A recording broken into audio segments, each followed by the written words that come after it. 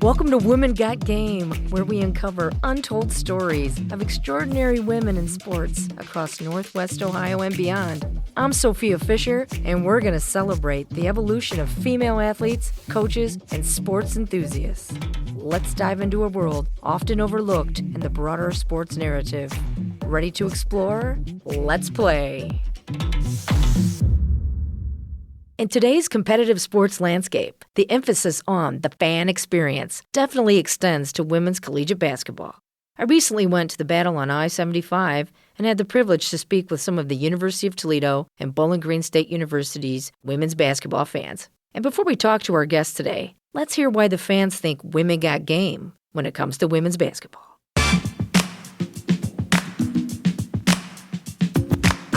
I'm always amazed by the tremendous athleticism of these women, and that it really is ignored by just the mainstream sports coverage.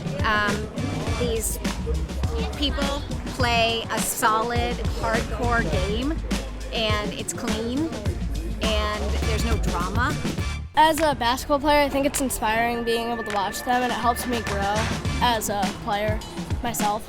We love the girls. We love watching and supporting them and watching them grow in the sport. And, you know, it's a great competitive game, and it's really cool to watch them grow with it. I think that me and the other 7,000 or so people here recognize it's a vibe. It's a bunch of great girls working hard, and it's just a really fun time.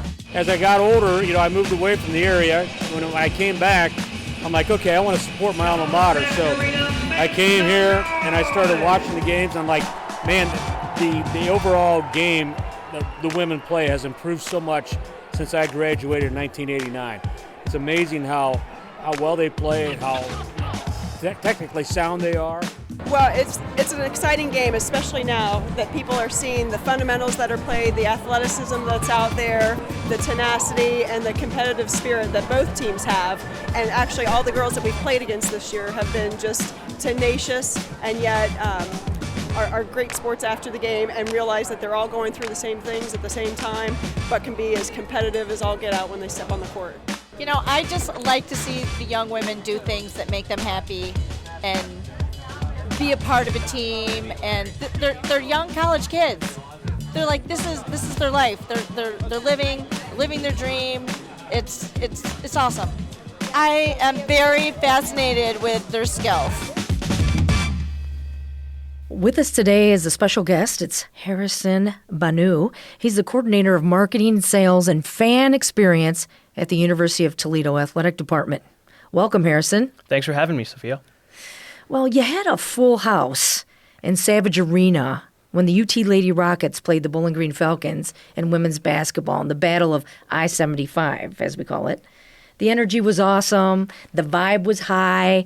The fans were loving them some women's D1 Mid-American Conference basketball.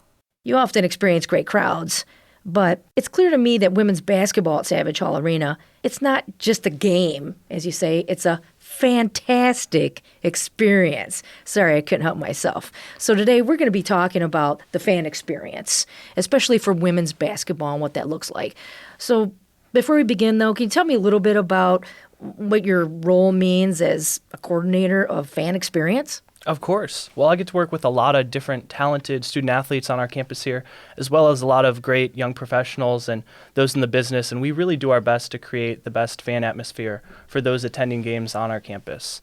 That starts with our ticket office there and making sure that we try and be frictionless from the time that you decide to come to one of our games till the time you're pulling out of the parking lot. And, that's been a big emphasis for a lot of different sporting teams, and I can't say we've done it all on our own. We've borrowed some great ideas from definitely some local teams and those across the country, but really just working all the different departments within our department, athletics, to make sure that our communications on social media, our email marketing, everything that you see on our digital ads and ads in the community, it's reflecting the same message. It's showing you the fun within Savage Arena. And then from when you arrive on our campus, whether it's parking, having your ticket taken, our concession lines, we try and make that as fun as possible. And I know some like parking there's not many sporting events where you look forward to the parking there. But we try and make it, like they say, frictionless. So at least make it so it's not a low light of your day there. And then, of course, you can focus on what matters most, and that's watching our incredible student athletes and what they do on the court. Really, what's the secret sauce, though? All right, you pack the house at Savage Arena for women's basketball. There's a lot of factors that you already mentioned right now. It doesn't hurt that they have a winning record, right? They're returning MAC champions, even with the BG Falcons, the rivalry there. It's competitive, yet it's very fun-spirited. It's an annual event. People really look forward to attending that. They get excited about it. But what do you really think drives women's basketball fans in particular? What drives their loyalty when it comes to showing up with face paint on? You know, the student section's awesome. All the outfits they wear, they're pretty jazzy. And then you have the fans wearing their blue and gold striped overalls. You know, the scent of fresh popcorn in the air, the hype from the band and the cheerleaders.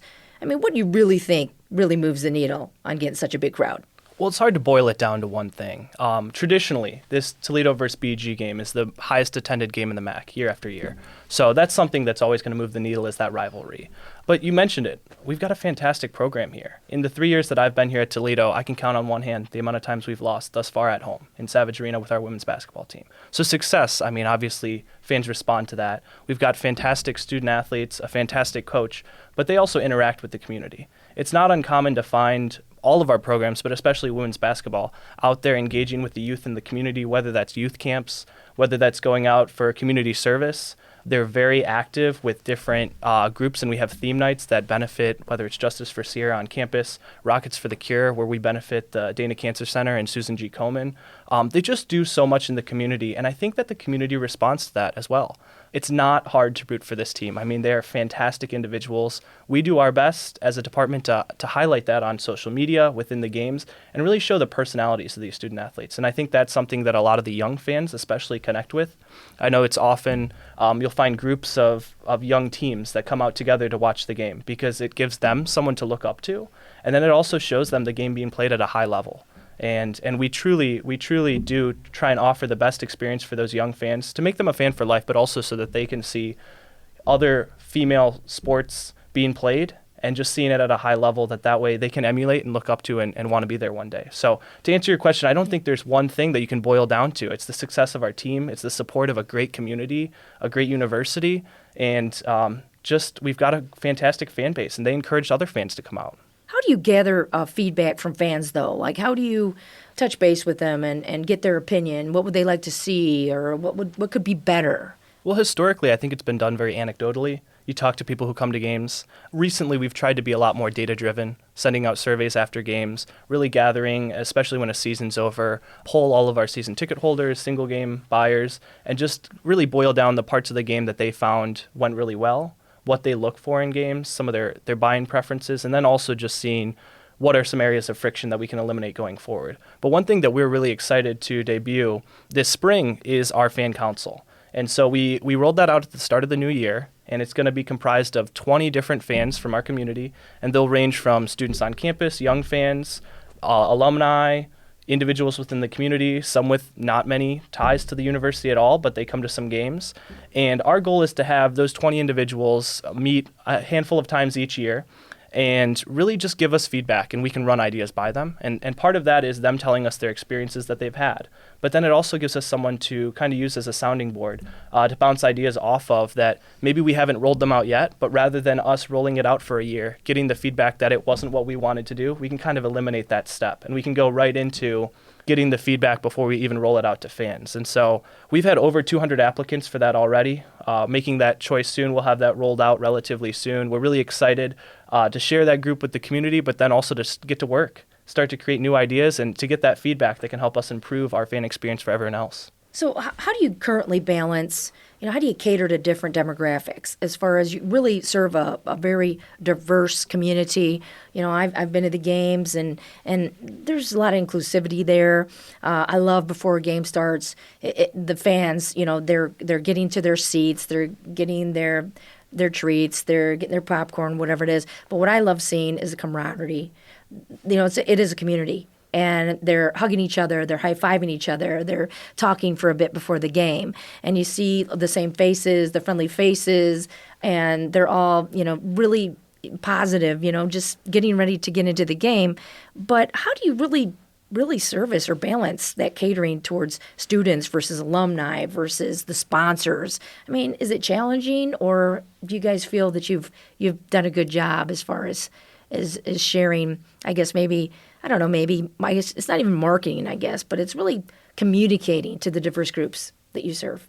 Well, I think that's one of the great parts of sports, is bringing together all of those different groups, because how many other places are you having that shared atmosphere? And I think one of the great things, especially with our women's basketball program and games, is that learned behavior that comes from those games. So you've attended a game at Savage Arena. You know our fans stand until we get the first bucket. So if you're a first-time fan, you might not realize that. But as a grandparent who may be bringing out their grandkids for the first time, that's something they'll immediately catch on to. And I do think there's just so much that they can share together. And yes, there's times when there's a lot of different things to balance, right? We try and pack our games full with as much entertainment as we can. But you've mentioned we have some sponsorship areas as well. And our sponsorship team does a great job making sure that those are interactive as well. And I do think that it is a fine line, but really just remembering at the end of the day that we're trying to bring all of these people together to support our teams. That's really what it comes down to. And it's really not that hard to create an atmosphere when you have such great fans with these learned behaviors that you know that they're going to bring the energy game after game. And so we just got to show up, do a good job for them, and they'll do everything else. Yeah, 100%. 100%. I like that. Let's switch gears a little bit. Let's talk about technology, all right? Especially when it comes to marketing, promotions. In what ways do you leverage social media and digital platforms, especially within a diverse group and a diverse community, right? You might have some fans who have been diehards for 35 years. Maybe they're not so active on social media platforms. Just tell us a little bit about how technology in some realms has helped you, but then in other ways, are you still using traditional formats like the poster, for example, or having mini schedules that are placed at all the retail businesses in our area? Well, I'm relatively new to the space, but knowing all of the traditional marketing that we've done before I've taken over this role, and then just looking at what we've added since I've been here, I think it's a really great time where if you're a fan, it's our job to make sure that it is very hard for fans to not know what's going on. So if a fan is interested in what we're doing, we should have that out in every space available to them. So we do have the traditional marketing. You can still pick up a poster at one of our games, put that on the wall, and that way you know when our games are. But being that occasionally TV will flex our game times, and when we send the poster out to you, we'll have a change there. That will also mean that we're going to put that on social media. And we've got a lot of different social media platforms these days. And you know that some fans are more responsive on maybe Facebook versus Twitter. And so we make sure that all of our information is on every platform. But what we've really tried to do is cater it so the group that's using that platform it's most engaging to them. Our YouTube channel is going to look different than our Instagram.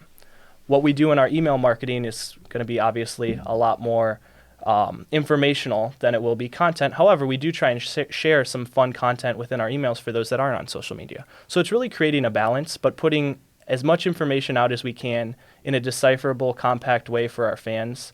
I don't think there's necessarily an incredible development with any of these. It's just more places that our fans can see them. So do you see any challenges, if you will, relative to women's basketball attendance? Where do you see it headed? Obviously, we're University of Toledo women's athletics, especially basketball attendance, is an exception to the rule. I mean, being top 28 in the nation, that's huge. So for a Mid-American Conference team to draw that type of attention and have that fan base, are there any challenges there, or where do you really see it heading in the future?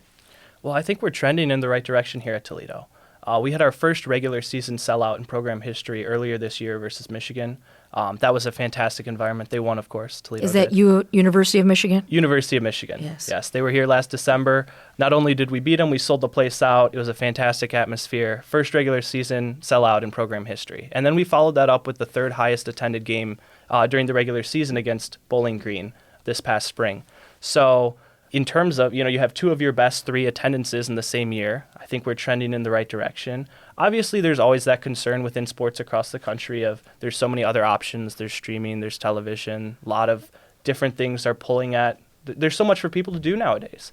But truly, I think the atmosphere within Savage Arena that our fans help create, we have got a wonderful fan base that, as we've mentioned, there's that learned behavior that everyone wants to come to the games because they can do things that you can't do at home watching on streaming services. So I think especially our women's program is in a great spot. I'm always going to encourage fans who haven't come to a game before to check it out for themselves because it's different. It's not like any other place. It's truly a great community. Across the MAC, I know that we've got one of the better places to play in. Very often we hear coaches in their post-game press conference comment about the atmosphere in Savage Arena, so can't pretend like it does nothing for our teams. I know they really feed off that energy. Yeah, I think women's basketball is exciting to watch.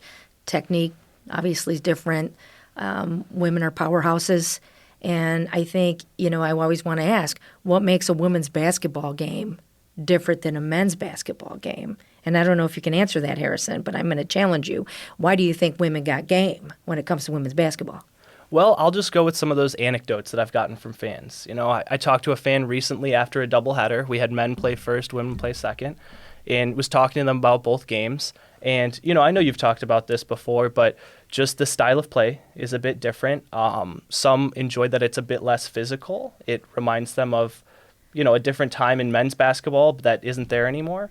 I also think that there's a lot of camaraderie among our fans that you've mentioned some of our fans that you've interviewed and talked to at games before. They know each other. They sit next to each other every game.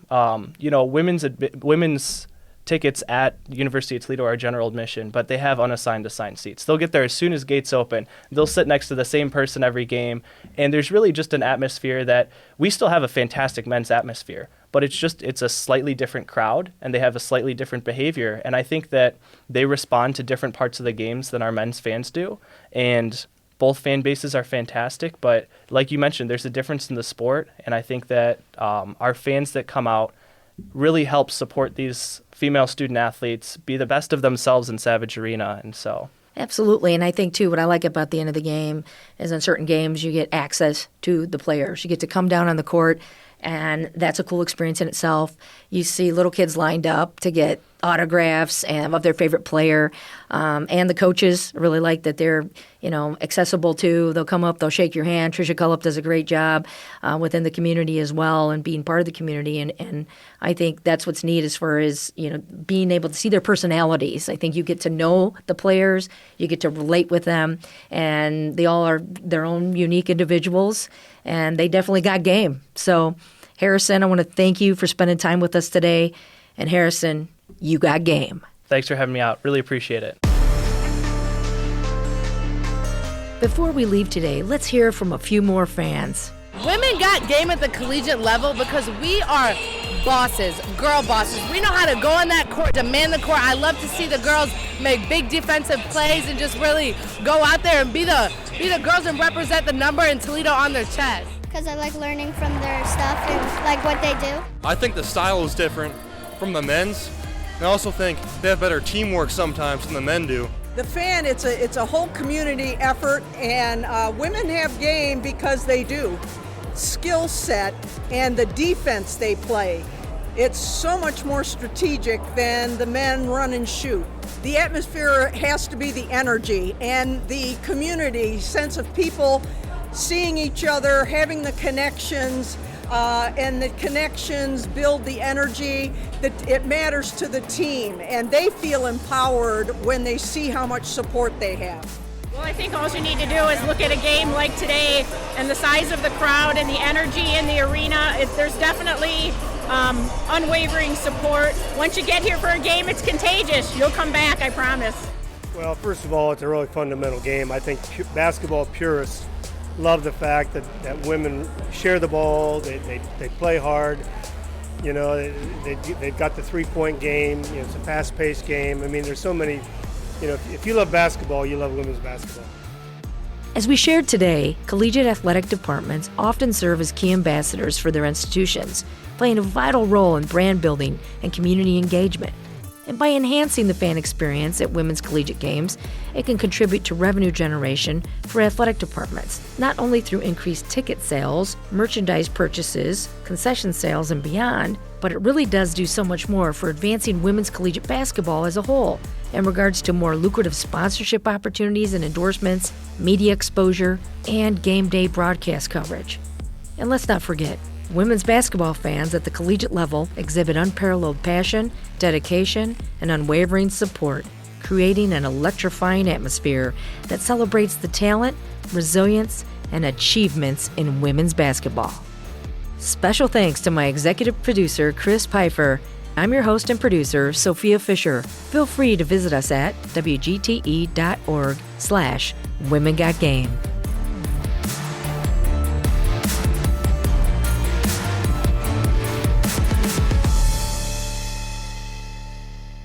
WGTE. Voices around us. WGTE is supported in part by the American Rescue Plan Act funds allocated by the City of Toledo and the Lucas County Commissioners and administered by the Arts Commission.